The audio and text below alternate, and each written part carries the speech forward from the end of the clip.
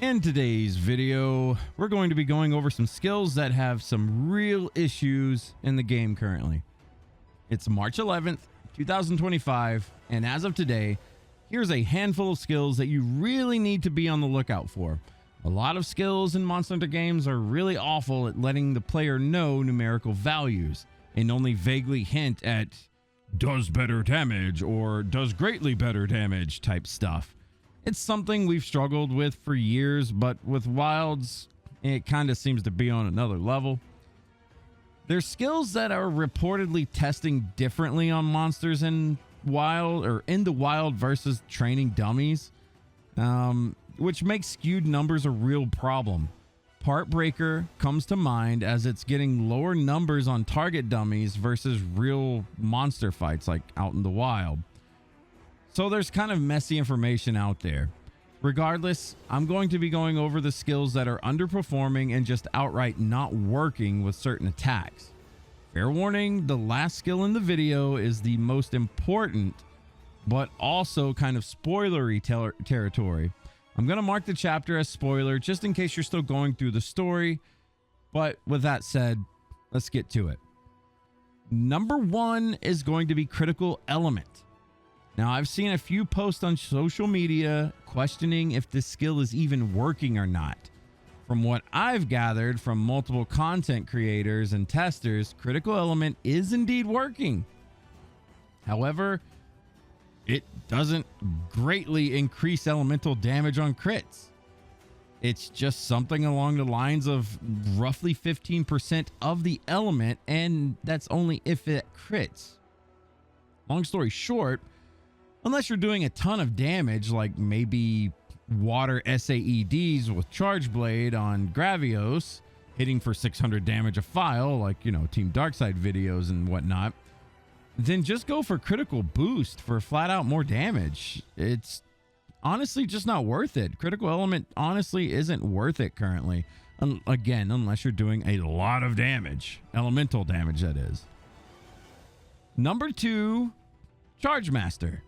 Much like critical element, the damage is just so small that it's useless. At level 3, tests have been showing roughly a 3% damage increase, if that.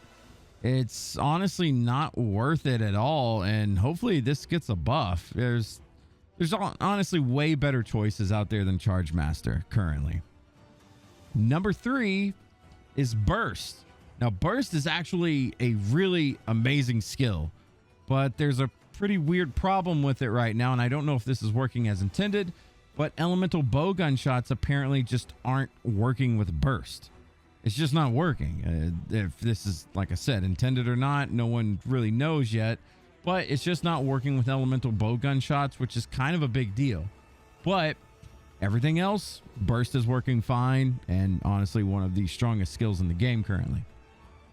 Now, number 4, this is the spoiler skill. You get it later in the game. It's Flare. Flare is it's been a big hoodwink kind of skill for me.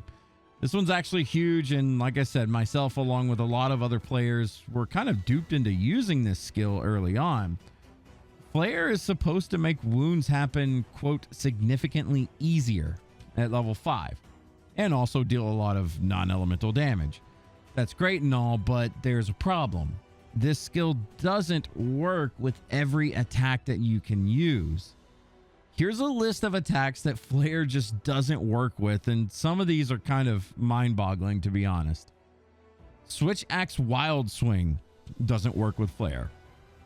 Charge Blade Savage Axe mode. Now, this is all attacks in your Pizza Cutter mode. Do not work with Flare. This is actually huge. Gunlance Shelling does not work with Flare.